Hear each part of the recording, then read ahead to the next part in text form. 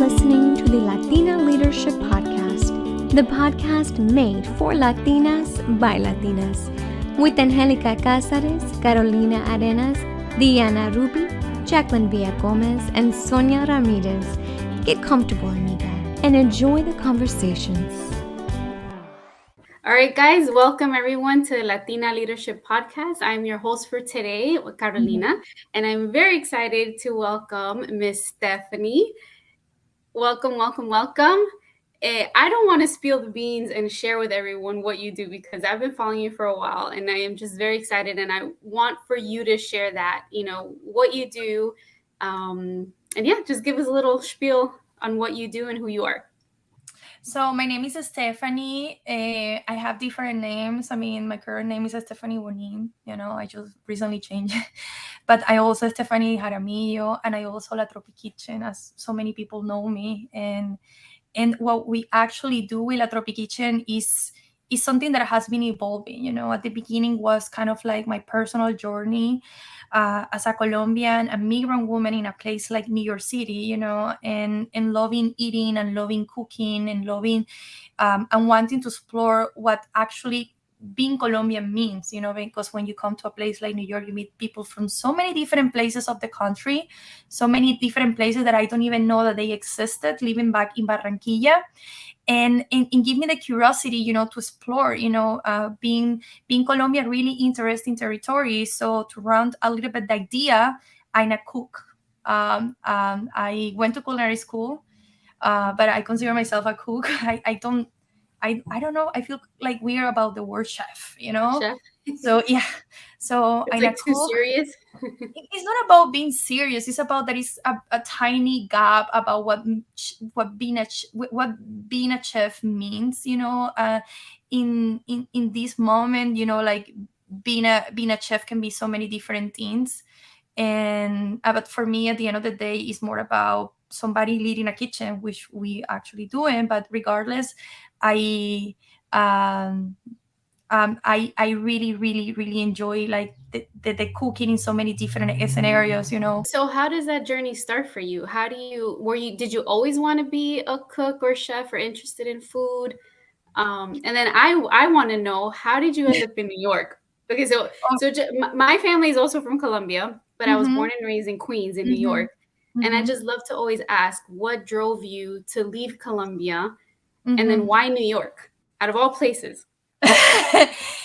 That's so true. I mean, why not, right? Pero Why not? I think that life give us always shows us the way. That's something that I truly believe. I went to law school in Colombia. I was born in Barranquilla, and at some point I always wanted to cook. You know what I mean? Now thinking about it, I wanted all the time to go to with my grandmother to the grocery shopping because she will buy me a sandwich. And my relationship with food always was really, really interesting growing up, because I was the one that I was eating almost the most. I wanted to be in the kitchen, eating like raw potatoes. That's a memory that I have. And then it was kind of like really, really, really hard to connect that and that excitement with a career path, because recently we talk about celebrity chef, or we talk about chef, or we talking about women in the kitchen, we talk about restaurants, we talk about different kind of um, uh, business or artist outlets, related to food. But like 20 years ago wasn't like that, yeah, that's true. especially in like a place like Colombia, you become a cook because you have a family to provide. At least I cannot talk about only true, but in my true, the cooking was more connected to something that is inherent to be a woman. You have to feed a family, you have to feed your kids, you have to learn, you have to take care of a husband, Mhm. or you have people that are work for you. And I think that at some point, it was really hard for me to understand what was my real career path when there's that option wasn't contemplated, or at least in my reality. I'm not saying many Mhm, people mhm. can think different. So that's good. It's good to hear that you listen to your inner wants of Mhm. switching careers because you loved food. When did that switch happen for you? Like, when did you realize, So okay, law is just not, like, I'm not fulfilled, or maybe you were, but your passion wasn't cooking. So when did that shift happen? So you asked me about how I got into New York, and I forgot to answer that question. No, you're I good. something about me that I'm all over the place in sometimes. But at the same time, I ended up in New York because at some point, living in Barranquilla, Colombia, is kind of like I always talk about how there's so many realities can be bubbles for so many people. So I felt that I grew up in a bubble. I always said that Colombia is not the same experience for everybody, and we know different Colombia. So in the Colombian that I grew up, or at least my context, it was more kind of like, you study a career, you get married, you have kids, you stay in the same city. And I have so much curiosity, to explore the world, to see different like realities, and that's one of the reasons that I decided to come to the States to learn more English, to experience for some time, to try to come to study, because at the time that I decided to go for a career, my parents don't even let me to leave my hometown. So that was kind of like my world. So now being a little bit more like a financial stable and having some money, so I decided I'm gonna go for a year to the States, to live experience, to learn a language, to learn about different cultures. I love culture, but more, I mean, and that's another question, what culture means. Culture means so many different things for so many people, but for me more is more about the experience of different individuals that are related with where they're from, where they are, and speaking about that, I just want to live something completely different. And then I moved to Chicago, and why New Another York? New beautiful York, city. I I love love Chicago Chicago. too. I learned so many different things there because I just leave my comfort zone, and I get to a point where I make myself really uncomfortable. And I truly believe that those moments of when you feel really uncomfortable are the real ones when you really grow and you learn about yourself and what you're capable of and what you really, really want, That's because true. that's if you're comfortable, then everything is okay. But then when Yeah, things yeah, change, yeah. it's the opportunity to even question everything, and even questioning if I really want to be a lawyer, if I really want to go back and marry somebody, what kind of career I wanted. And at that moment, cooking wasn't even there. You know what I mean? I consider myself an artist, a businesswoman, but speaking about the artist, the food is my medium. At the end of the day, everything that we do is a process of creation. And and then that being said, when I moved to New York, most likely I want to learn about art. New York is an amazing city where you can intersect so many different cultures, and you can learn about different people, and there is a space for everybody, for everyone. So I think that the cooking came from more my personality of the way that I am. I'm a Cancer. I don't know if people believe in that, but Ah, I get that's my more like, husband's line. yeah. And the nurturing always has been in me. I love to be surrounded by people. I love being around people. I grew up in a family where everybody was on top of each other. And I feel that when you go to a different place, when your family become your husband, you really want to recreate those spaces where it's more like community, more family.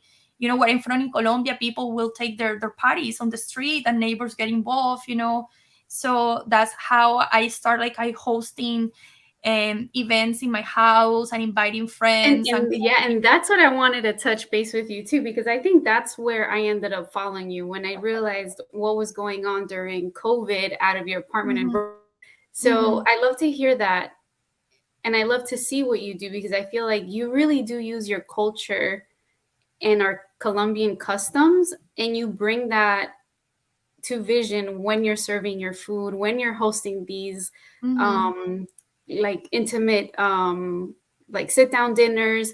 So if you can share with everyone listening a little bit about that thing that you did in Brooklyn with through the window. I don't want to spill the beans, but This is one of the things that we have done. I mean, you're asking me to define myself, and I've been defining myself all over this conversation. I think that New York also give you this hustle. You hustle. oh yeah, big time. And for me, as I told you, La Tropi started just like hosting people, inviting friends to eat. I still doing it. I love to be I love being surrounded with people and eating.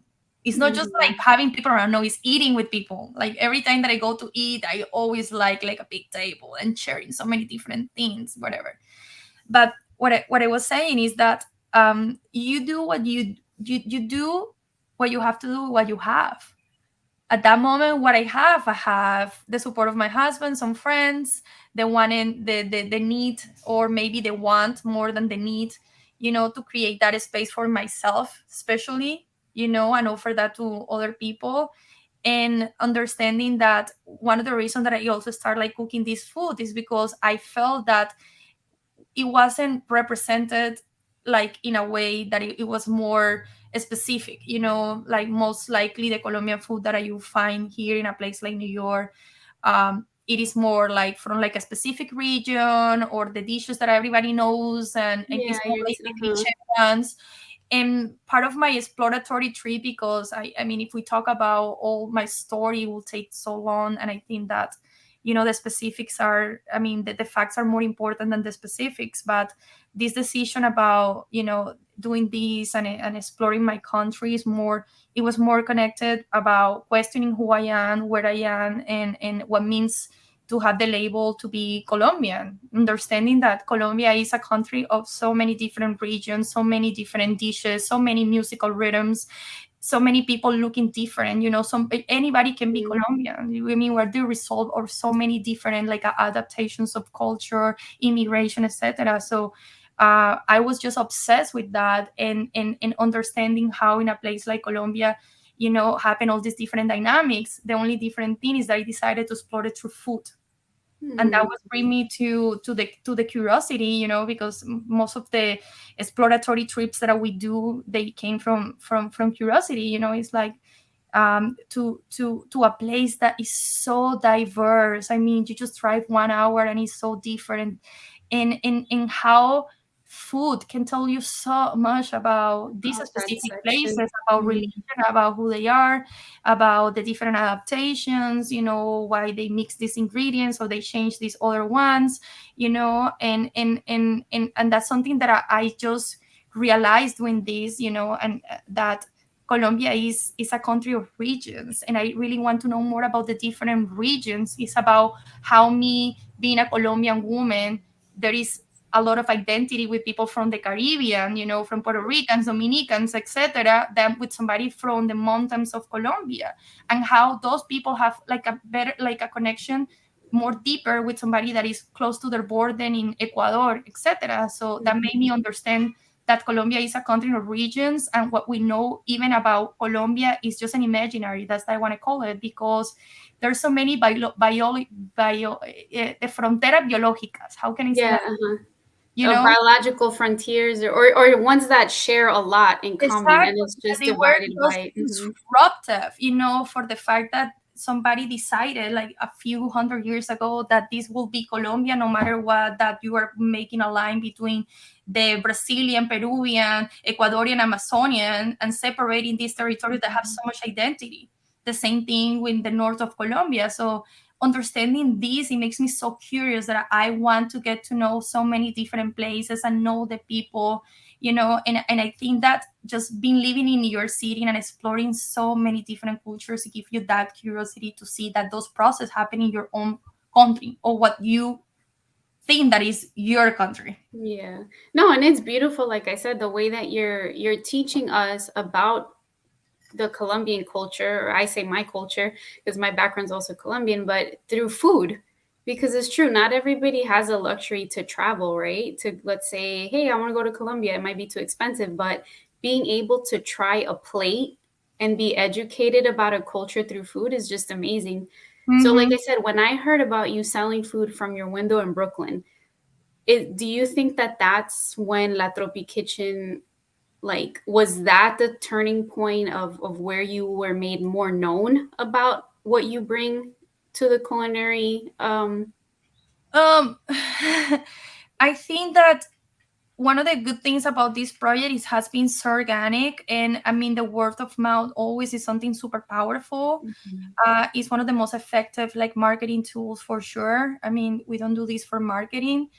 either. But as I told you at the beginning, we do what we have. We do what we can with what we have. Mm-hmm. So specifically in the pandemic, I was already hosting before the pandemic a supper club that I was really nice, and then the pandemic started, and then I realized that we were so like clueless what's happening here. Like nobody knew about this virus, nobody knew about what's going on, what's going to happen. Everything was closed, but certainly in New York we have this social distance thing. Even more, yeah. So you know what I mean. We were supported by the government at some extent, but at some point, like the guy that helps me in Colombia to do my documentaries, the woman that also helped me to my there, but they didn't have that luxury. So that was one of the motivations that decided, like, why shouldn't I just like do this? And especially because in the pandemic, many people realized that we don't know how to cook. We didn't know anything about nutrition. And then just I was just thinking about the people that are by themselves and they have their family back into Colombia. They don't know when they're gonna see it. They don't know when they're gonna come back. We didn't know anything, so I just want to recreate and kind of like create that space for people, And I can tell you that right now because after seeing what happened, that's the conclusion. But at that moment, I wasn't thinking that way. I was like, like I remember my friend Camila Falquez, she texted me one day and she said, Steph, I will go to eat a fried fish in the doorsteps of your house, just if you make. Immediately, that makes me think also my friend Charia, that she's a Cambodian. I mean, she's my Cambodian version. I love her so much. So I'm inspired by her. They cook good too. Yeah, she was delivering food on her car. So it's kind of like at that moment, we were like more than hustling, we were thinking about our people, our community, like how can we create a space for them, because food at the end of the day brings comfort. I think that is the ultimate time travel, because if you sit in a place and you taste something, you can smell a moment, a memory, you can taste something that reminds you to a specific place, to a specific person, a memory, as I said. And that's why we define La Tropi as is food for the memory, it's a food of nostalgia. The best compliment that you can give it to me is like, oh, that reminds me to my grandma, or to my mother. I don't care if people say like, this is the best thing that I have. I don't truly believe in the best, better, or the different. Those are mind fucking tricks, and I'm sorry for my language. That's what it is. For me, is more rewarding that somebody can connect with a memory or with an idea through what we do, and that's That's beautifully said. Yeah. No, this is the reality. So on the pandemic, we just start like cooking on the backyard and selling the food, and people coming to support. And that just made me, I always talk about the women that have mentored me in my life. In Colombia, woman is so resilient. We spent 60 years in a nonsense war, and there's so many women that for the lack of resources, the only thing that they have to give is their food, and they take so much pride of it, and they will cook every Sunday and make a sancocho, and the community will come, and support her. And there's so many women that send kids to a school, like selling like small dishes, like bollos, making sancocho. So I truly feel empowered by those women, that they, in situations where things becomes really really difficult, they do the best that they can. Exactly, with what they have, like you said, which that's main resilience. So it's kind of like, if you see La Tropi Kitchen, it have more similarities. I'm sorry for my English. No, you're good. You're perfect. Accent that actually is really sexy, and I know I'm joking.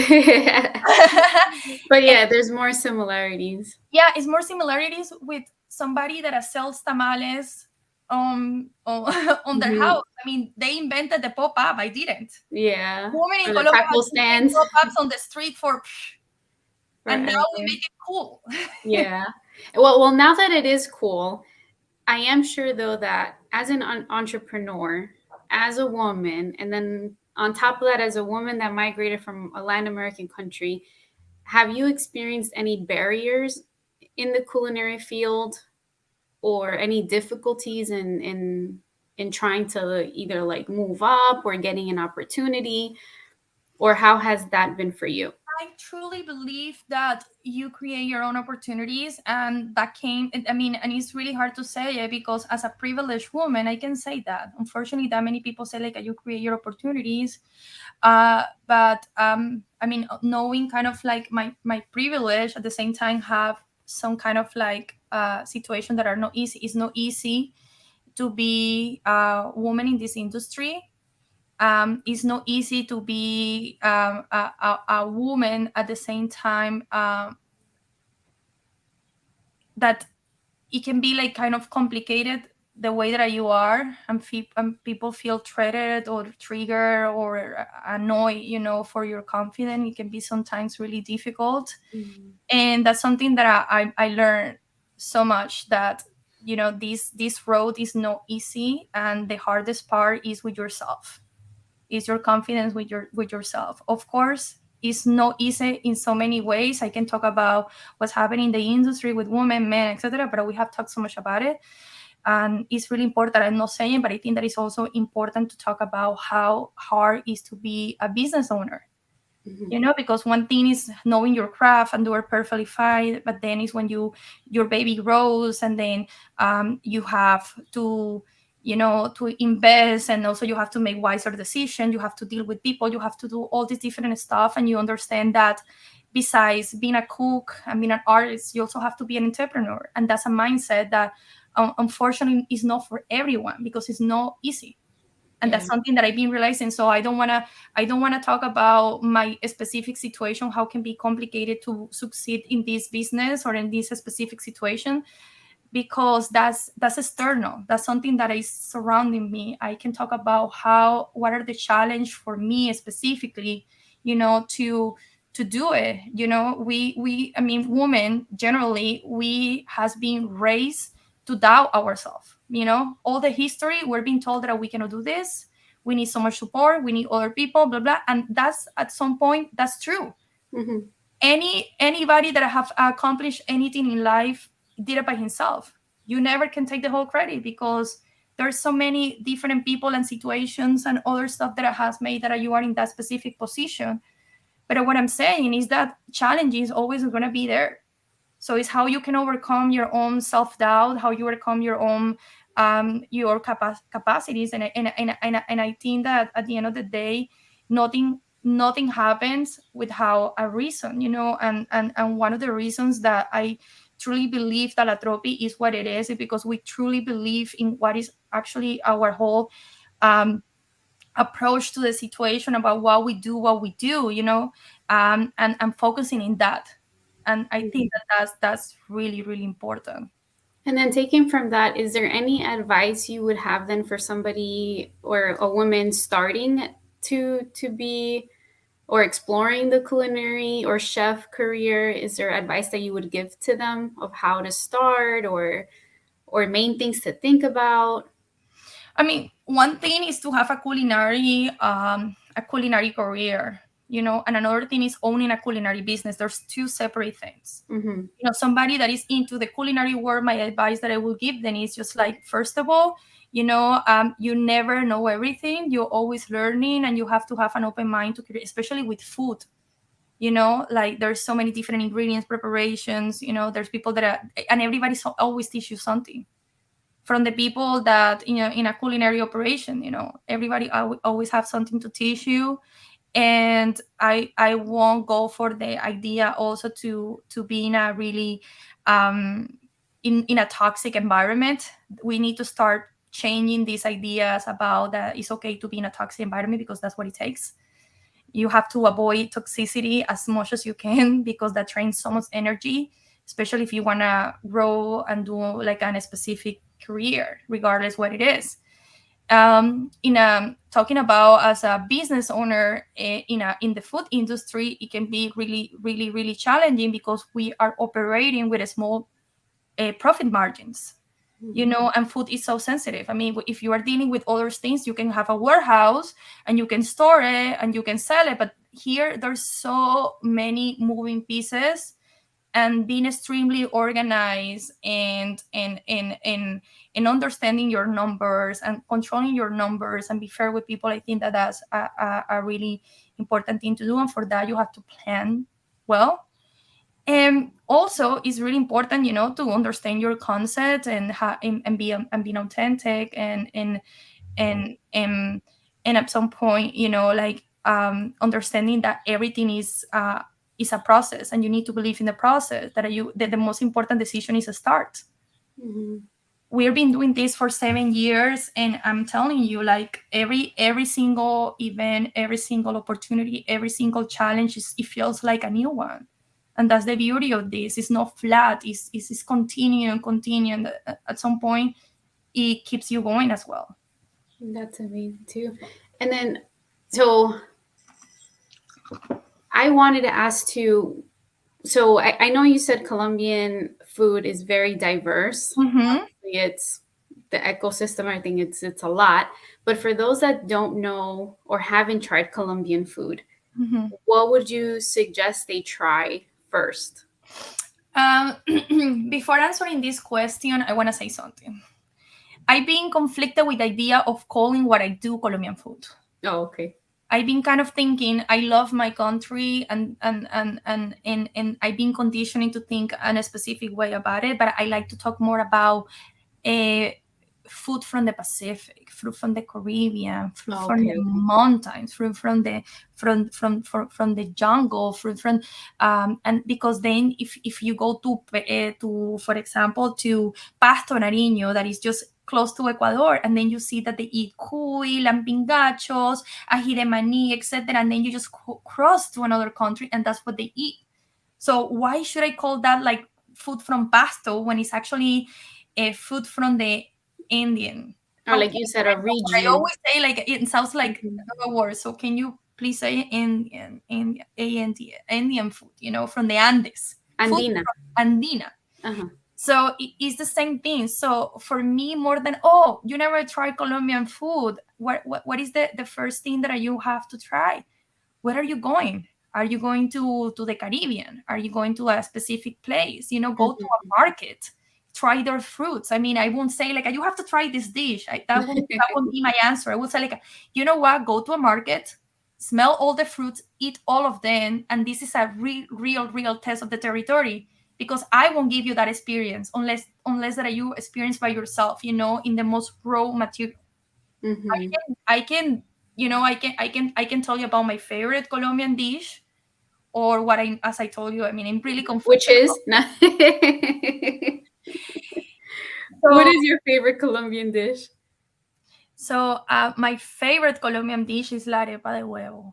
I love it, and it's so simple but so complex at the same time, and being kind of like more on this understanding corn in a different way, the way that I grew up, Mhm. seeing how all the different corns give like different results, and different like flavors, and being able to make an arepa and to fry it and to So cook. what is an arepa y huevo? For those that don't. So arepa or empanada de huevo, because it's a huge Mhm. debate about if it's an arepa or it's an empanada. I always talk about these dishes as concepts.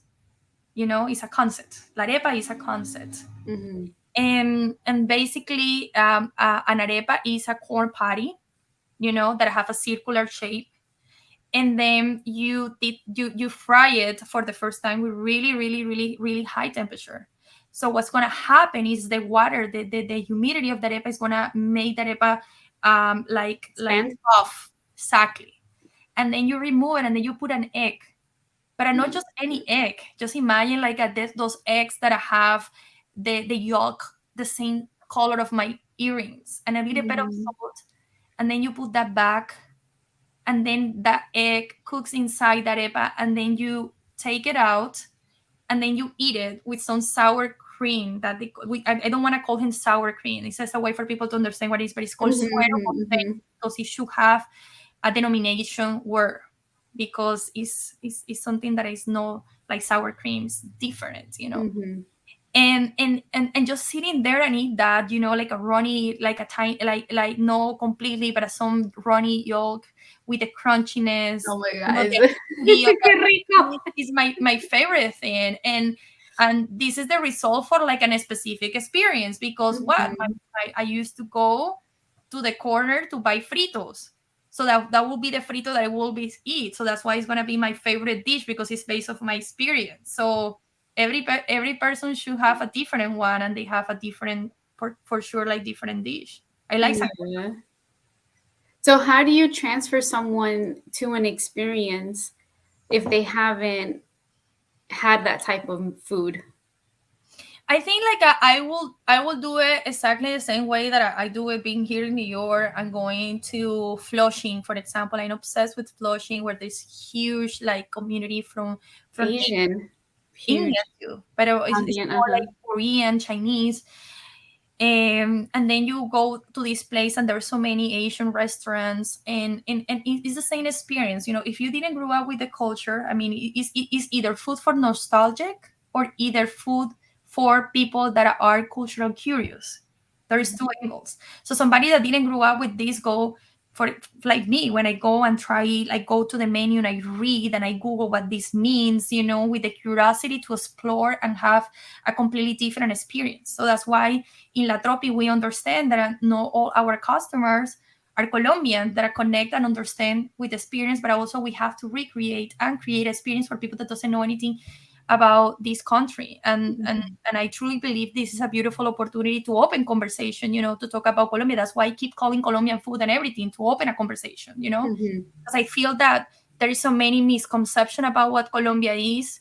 Media has been is their huge fault, and I Mhm. sense that being a Colombian woman that immigrated, and to have at some point speaking not that much English and introducing myself to other people and saying that I'm from Colombia, and people like, oh, with the stereotypes that are not really, really nice. Mhm. So I truly believe that with the work that we do also has helped for some people to change the narrative about who we are and where we came from. And I love that too. And I also appreciate a lot of your documentation when you go travel to Mm-hmm. different parts of Colombia, like La Guajira. I saw you Mm-hmm. were there for a while and cooking and really learning from just the motherland, honestly. So that's something that, you know, you do a lot too, right? You travel. Mm-hmm. I mean, I consider myself also a self-taught ethnographer. I'm sorry, self-taught ethnographer, because ethnography basically is what studies, how people like behave in like a specific territory, and me being so, I mean, I'm grateful because I have the opportunity to go to different places, but there's so many other places that I have to know, to have a clearer understanding of where I'm from, or at least the diversity between the same country. Mhm. And I find so much beauty, so many stories, so many amazing people, recipes, ingredients, and I have this beautiful platform, that people like you support, which I'm really grateful about. And why shouldn't I at least give some people a point of view? And I think that social media nowadays can be really conflicted, in the way that we show ourselves and about how we are perceived by people. At the end of the day, people can think whatever they want. But if you are in my Instagram, at least I want you to learn something new and experience something new. It never has been about me, even though that sometimes seems like it. But that's not the whole point. So it's kind of like, rewarding for me that somebody like you, that you are first generation in the United States, and then you can get to know a place of the country through what I show you. I mean, this is the reason, and now you have curiosity, or maybe opens your mind a little bit, or start some conversation. So I think that, and I mean, why you can keep your things for yourself, it's like, we came from so much apprehension, and feel that we own and deserve everything. And I can just keep that for myself, and just, do something. But no, it's kind of like, and it takes time too. It's like Yeah. I get so like like, what's happening here? Who is this person? Oh my god, you're so beautiful, so amazing. I mean, oh my God, it's incredible. Like, what is this? Oh, they do this with this. But to understand that it's not just about the ingredient and the recipe, it's just the connection that food is not just food. Food is nutrition. Food is medicine, and food Yeah. is a ritual. I recently went to La Guajira, now that you speak about it, and I'm so grateful I have this mentor. Her name is Saida. She have told me so much about the Wayu culture, with the food, and it's a beautiful culture because there's so many connections between the rituals and the act of eating. Things as simple as the way that they display the fire, how they keep like a red cloth as the meaning of respect for earth and blood and what they're eating, the way that they do their sacrifices. And then you realize that it's beyond a recipe. So how can I just talk about the diversity of Colombia if I'm not experiencing in self and trying to understand what's happening there? Yeah. Because I think that there's so many ideas about what Colombian is, and I think that for me, I can talk about for myself as well. The reason that I spend some time, that I leave my home for 3 months, and I just am safe, to go there and experience, is because I at some point have the responsibility that if I'm gonna tell that story or we're gonna talk about that, at least I've been there, Mm-hmm. you know, and No, and like I said, it's great too that you do that because you're now using your creativity platform of being a chef or a cook, but you're also utilizing those skills and applying them in educating us that follow you, or like you said, it gives you a better chance of speaking more clear when you're cooking, right? Also, yeah. so I went to law school, and I think that probably was really just really important for what the way that I feel about things, in a more mhm, humanistic way.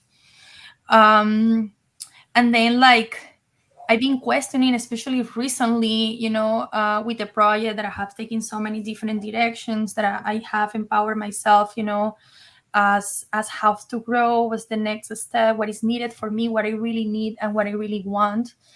And and and, and it's amazing because I've been thinking like, oh, should I open a restaurant? Everybody's like, oh, when you're gonna open your restaurant? And I'm like, I don't truly believe that that's yeah, the well, that was my next question. Where is La Tropi Kitchen going? Where do you see it? So there is we have an expansion plan for sure, and that's something that I doing pop-ups have taught me, that you have to at least sit, think, what do you want, what do you need. I mean, stop like acting and reacting from kind of like the emotion of what you feel in that moment, especially a decision like that is involving my routine, my energy, and all this different stuff. And last year, I was so committed. Like, I want a restaurant, and I want to, and because there's so amazing musician friends, and they're doing pop-ups, or they're doing their music in different places that doesn't even belong to our community. So I would love to do that. I would love to be able. There's so many people that are write to us and say like, where are you located? We're visiting. Mhm. And obviously those kind of thumbs, those kind of hints, they say like, oh, we need to create a space but what I want, what I need as an artist, as a person that I also enjoying doing research. I just signed up for anthropology classes. Last year in December, I decided I'm gonna study anthropology because Ah, what we're doing is gastronomic ethnography, but I don't have the elements or the language to have a better understanding what's happening. So that's why it's kind of like, I told to my husband, I'm paying taxes, and there is a community mhm. college, and they have these credits. So I just want to start with one class of the semester. I love this. That sounds amazing. You said gastronomic ethnography. Is Mhm. that what? Okay. So the fact that I go, like what you're saying, that you can see through me what they eat, what this community eats, what their houses look like, all Mhm, this is kind of mhm. like ethnography. So it's kind of like I Yeah. already doing that, but it's really important for me to have the elements, or have the language, for a better understanding of what's happening. I specifically, I know that the world have changed, the way that a woman world has changed, and everything is adapting, and unfortunately I feel that traditional food is going to shift, and it's going to change. because how many mothers you have that can spend a whole day cooking in a kitchen. Especially our food is a food from the slow processes. Yeah. It's a food of a Takes mother forever. or a grandma that are the only thing that they do is prepare for that dinner. So life Hmm. is changing, and I feel that those recipes and the way that people live are shifting their diets, industrialization of the food, things like inflation is changing people's diets and all this different stuff. And for that reason, I truly like really enjoy, enjoy that specific space while it lasts. So you're changing with it. With all the changes that are happening, I feel like you're also changing. I if I define the way that we do La Tropi, sometimes people gets like, oh, why this costs a lot I mean, like, and we're doing the food in the way that it was intended to be done. Yeah. We're not taking shortcuts. That's a way for me to at least, to keep the essence of something that I have the opportunity to learn. I mean, I could start putting miso on stuff or changing or adding, and that's anything. There's no anything wrong with that. I think that every single person can cook in the way that they want it, but the main focus of La Tropi is trying to deliver something that is authentic, or at least by our observation, the way that we learn it and do it in this process. Because there's no anything. I always say like there's no anything more confronting than a guiso. I love guisos, Oh, and yeah. yeah, guisos are for me everything. It's the most delicious food ever. But how many people have the time to make a guiso without putting Like the a real one. or something like that? So if I really want to do this and I want to do a pop-up, so why to take shortcuts? Let's do it Mhm. in the way that is intended to do. And and and and yeah, so it's kind of like with this whole situation, what was next for us. So we are we are really grateful and supported by even by places like Santander Bank, and we recently made this entrepreneurial course, and we got a grant that we've been able Oh, to wow. invest on the company and grow it, and being supported by other entrepreneurs, by other people.